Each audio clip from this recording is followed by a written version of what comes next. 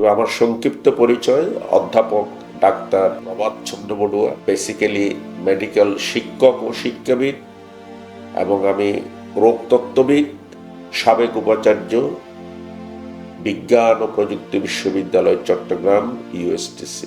আমি 1983 সালের অগাস্ট থেকে সরকারিভাবে চট্টগ্রাম মেডিকেল কলেজে অধ্যাপনা শুরু করেছি। সুতরাং আমার শিক্ষকতার জীবন মেডিকেল কলেজ, বাইরে বিশ্ববিদ্যালয় এবং বিশ্ববিদ্যালয়ের উপাচার্য থাকাকালীন প্রায় 40 বছর। এই বিজয়ের মাসে অত্যন্ত আনন্দ এবং গৌরবের বিষয়, চট্টগ্রামে দৈনিক চট্টগ্রাম পোস্ট একটি অনলাইন পোর্টাল নূতন যাত্রা দিগন্ত সূচনা করেছেন।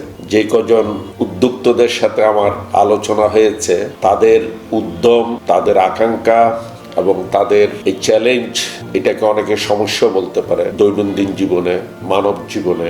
বাংলাদেশের মতো একটি অত্যন্ত ভাইব্রেটিং, আমরা যেটা বলি মানুষের, আমাদের ছাত্রদের, তরুণদের, সাধারণ জনতার যে আশা আকাঙ্ক্ষা, আমাদের মানুষের জীবনের বেঁচে থাকার যে অধিকার, মানবতা, মানুষের যে স্বাস্থ্য নিরাপত্তা, মানুষের চিকিৎসা ব্যবস্থা, মানুষের জীবনযাত্রার মান উন্নয়ন এবং এক কথায় দেশের আত্মমর্যাদা, সম্মান, দেশের সার্বভৌমত্ব এবং বাংলাদেশের মর্যাদা বৃদ্ধিতে আমার বিশ্বাস দৈনিক চট্টগ্রাম পোস্ট এক নবযুগের সূচনা করবে। চট্টগ্রামেই সূর্য 2 মিনিট পূর্বে উদিত হয়, চট্টগ্রামেই বিপ্লবের সূচনা হয়। ইতিহাস বলে চট্টগ্রামের দৈনিক চট্টগ্রাম পোস্ট আমাদের দৈনন্দিন এক সমস্যা সমাধানে এক অমিত সম্ভাবনার আধুনিক প্রযুক্তিগত গণমাধ্যম। জয় হোক আমাদের দৈনিক চট্টগ্রাম পোস্ট। বাংলাদেশ ও বিশ্বে শান্তি আসুক।